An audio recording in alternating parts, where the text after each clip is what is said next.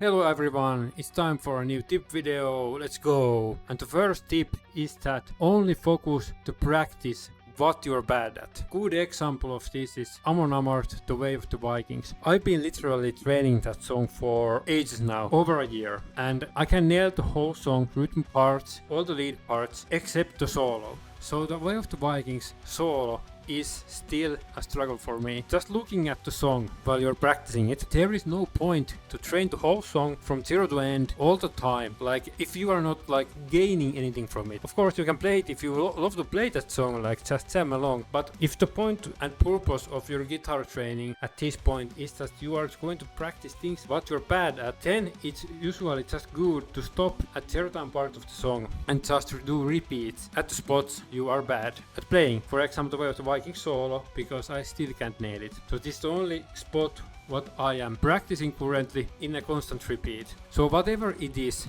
figure out the songs you are wanting to play or you're currently playing and what are the struggles in those songs. So only give an extra focus on those spots where you're bad at. The second tip is to have a plan, because if you don't have a plan, you pretty quickly will get bored of practicing the guitar, because you're literally spending hours, hundreds, thousands of hours training the guitar. So it's really important to have even some sort of plan. Practice new songs, new techniques. It's like if you have some sort of goal and journey where you're moving, like what is the ultimate goal, what is the song you want to practice in the long end, what is a journal, what kind of songs you want to practice. So keep building the journal with the songs you love to play, with the steps. Okay, now you can play this song, now I can jump to the next one, which is probably a little bit harder than the previous one. You just practice it. So that's like having a plan and routines for the training. And the third tip is to find the best available gear. Bad guitar is bad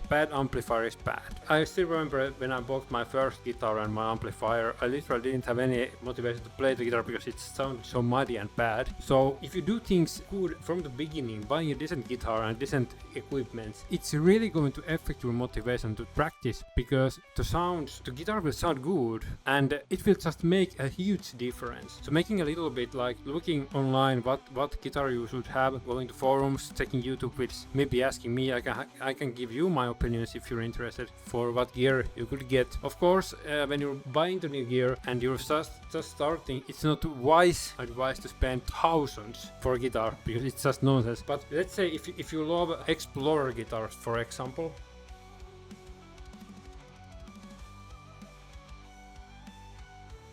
so then you will definitely buy an Explorer one, probably certain color. If you love solar guitars, red Explorer, then go and buy one. It costs for 700 euros, but you will literally just have more motivation to play the guitar if it looks good and sounds good. It's a no-brainer thing, trust me. Fourth tip is that record your playing Reaper or any other digital audio workstation, and this is actually should be the first one. The day one you pick up the guitar, you should already start recording, because when you actually record your stuff to Reaper and sound is raw in there when you're listening it in repeat, but you just play it, you can literally hear your mistakes and start to improve. The moment I started to record my playing Reaper, when I was decided to play guitar covers, I was training certain songs I never recorded before. I'm okay, I'm playing this good. I think I'm playing this good. But then I realized that the moment I recorded the song, the clips, I just realized that, oh my god, it sounds awful. So it was the moment that I am not ready to play covers, that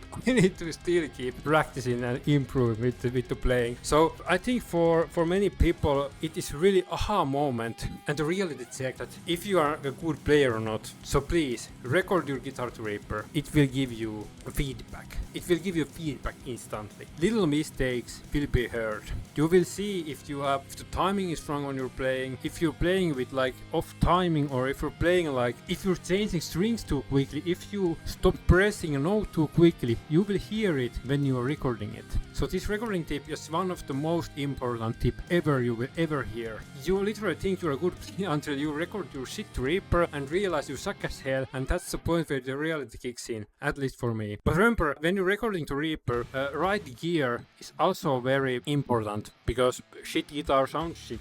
You can't make different about that. And the fifth tip is that find like-minded people to play or practice with. Because if you're playing home alone at your bedroom and maybe filming to YouTube, TikTok, whatever, it will just get boring. It will really get boring. And at least for my guitar journey, it was really difficult to do everything alone. So finding people, like-minded people online, wherever you can find them, maybe play along, share some stuff. You have a common thing already if you meet musicians, especially guitarists. Then you can play with them. You can probably find a little band to play with in your friend garage or something, having fun, train some cover songs and have fun playing with your friends or people you find along the way. It will just boost your motivation to actually practice the guitar, the instrument. Finding a like-minded people to play or practice with, everything will be much better. These were the fast tips. See you in the next video.